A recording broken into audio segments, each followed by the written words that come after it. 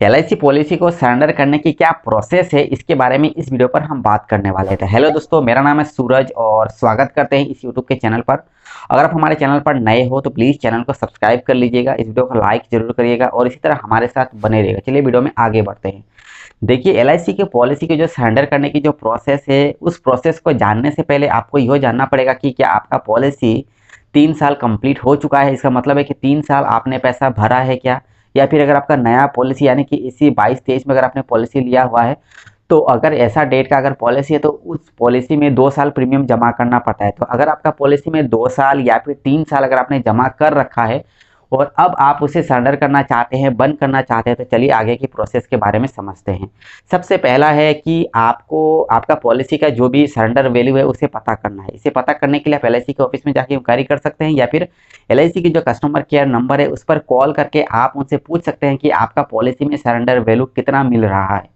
अगर ये surrender value को आपको पता चल जाता है तो इसके बाद आप देख सकते हैं या फिर आप डिसाइड कर सकते हैं कि आप ये जो सरेंडर वैल्यू उससे आप सेटिस्फाइड है या फिर नहीं। क्योंकि सरेंडर करने पर कई सारे नुकसान होता है, यानी कि आपका जो डिपॉजिटेड जो अमाउंट होता है उसमें से भी बहुत सारा नुकसान होता है। लगभग 40 से 60% तक नुकसान हो जाता है। तो अगर आप इससे सेटिस्फाइड हैं, अगर आपको लगता है कि नहीं मेरा नुकसान सही है, मुझे सरेंडर कर देना चाहिए, तो इसके बाद आप आगे की प्रोसेस में जा सकते हैं।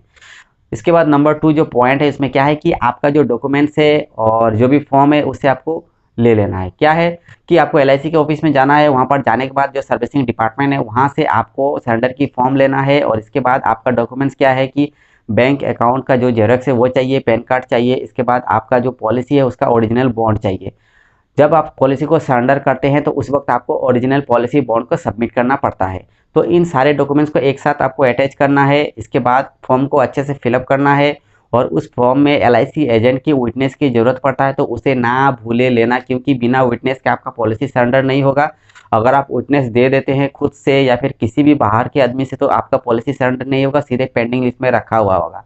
तो मैं बता दूं कि आपका जो इंश्योरेंस एजेंट है, आपका जो एलआईसी एजेंट है, उसका विटनेस वहाँ पर ले लेना है। ये सबसे इंपॉर्टेंट है। बहुत सारे लोग क्या करते हैं कि खुद ही वहाँ पर विटनेस बन जाते हैं, या फिर अपना भाई को बना देते हैं, नज़दीकी किसी भी व्यक्ति को बना देते हैं विटनेस, जिसके वजह से उनका पॉलिसी सरेंडर नहीं होता है और पेंडिंग लिस्ट में पड़ा रहता है। तो विटनेस ले लीजिए अपना इंश्योरेंस एजेंट की, और इसके बाद फॉर्म को अच्छे से फिलअप करना है और इसे एलआईसी की जो सर्विसिंग डिपार्टमेंट है वहाँ पर जाकर आपको सबमिट कर देना है। सबमिट करने के बाद आपका पॉलिसी अगले कुछ 7 से 10 दिन के अंदर आपका पॉलिसी सरेंडर हो जाएगा और आपका बैंक अकाउंट में पैसा क्रेडिट हो जाएगा।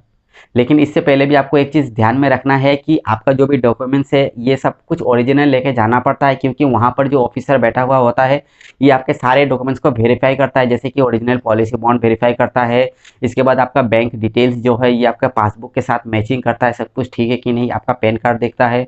इसके बाद आपका आधार कार्ड आईडी प्रूफ भी वहाँ पर चेक किया जाता है। अन्य अन्य जो अलग अलग ब्रांच पर अलग अलग वेरिफिकेशन की प्रोसेस है जहाँ पर, इसलिए आपको सारे डॉक्यूमेंट्स को लेके जाना पड़ता है। तो वहाँ पर वेरिफिकेशन कंप्लीट होने के बाद ही आपका जो सरेंडर की एप्लीकेशन है, जो भी फॉर्म है, वहाँ पर एक्सेप्ट किया जाता है। तो ये एक्सेप्ट होने के बाद ही आपका पॉलिसी सरेंडर होगा और आपका बैंक अकाउंट में पैसा को क्रेडिट कर दिया जाता है।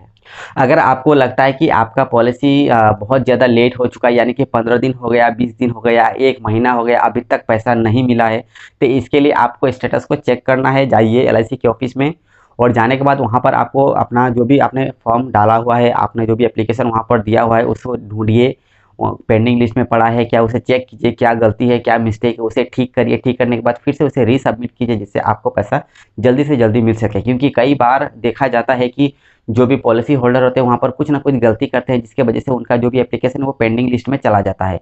वहीं पर अगर आप चाहते हैं कि ये आपका काम जल्दी से जल्दी हो, तो आप अपने एलआईसी एजेंट से ये काम करवाइए, जिससे वो सब कुछ आराम से कर सकते हैं। क्योंकि उन्हें सब कुछ पता है, फॉर्म के बारे में सब कुछ उन्हें पता है, फॉर्म में कहाँ क्या लिखना है सब कुछ उन्हें मालूम है, जिससे आपका काम कहीं पर भी अटकेगा नहीं और आसानी से हो जाएगा। तो इसे आपको ध्यान में रखना है।